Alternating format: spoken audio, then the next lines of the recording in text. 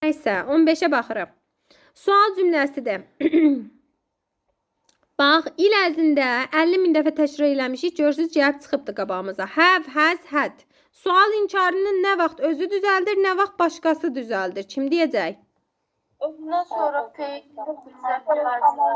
Aha, qarışdı. Gözlə eşitmirəm ki, bir nəfər. Tükəzban de. De Tükəzban.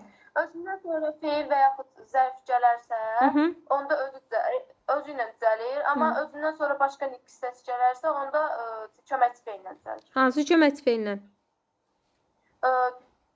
Hədisə dudazdır, hədisə diddir. Bəli. Yaxşı, indi A bəndi deyirəm. Birə baxın uşaqlar. Had she a strong interest. Mən burada hadlə sual verməyim üçün she-dən sonra participle to formalı feil olmalıydı. Düzdür? Yoxdur ki. Demək, hadlə sual verəmərəm mən buna. Did olmalıydı. Bir səhvdir.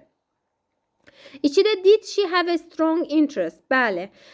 Başqa bir feil yoxdur deyə didlə sual vermişik, have işlətmişik. 2 düzdür. Üstdə how long present perfect sual verir. Yəni how longdan sonra have has gəlməlidir. Has she had yazıb. Had də nədir? Have malik olmaq feilin participle to formasıdır. Düzdür? Yəni has köməkçi feilim, she mübtəda. Had isə participle to formasında olan feilimdir. Yəni ki 3 düzdür. 4də since when present perfect sual verir. Yenə have has gəlməlidir since when-dən sonra. Does gətirib. Bəs bu does-la sual vermir axı. Since when-i does-la işlədə bilmərik axı. Ona görə həm də ki, bax, does she have had yazıb. Have-dən sonra participle to formalı had gəlib. Niyə sualı does-la düzəldəsən? Have-in özü ilə düzəltməliydin. Ona görə 4 səhvdir. 5-də isə she has had.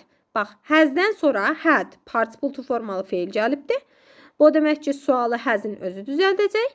Bax, disjunctive question-da vergüldən sonra nə verib? Hasn't she. Okay. Elə bu tipdə keçən dərs deyəsən, biz belə bir sınaq işləmişdik. Bax, keçən dərslərdən birində yadınızdadırsa. Belə disjunctive question sualı idi, bu cür idi. Has, had idi. Hasn't she ilə də cavab vermişdik. Sual vermişdik. O da olur 2 dedik, 3 dedik, bir də 5 dedik. Y bəndi. Aydındır?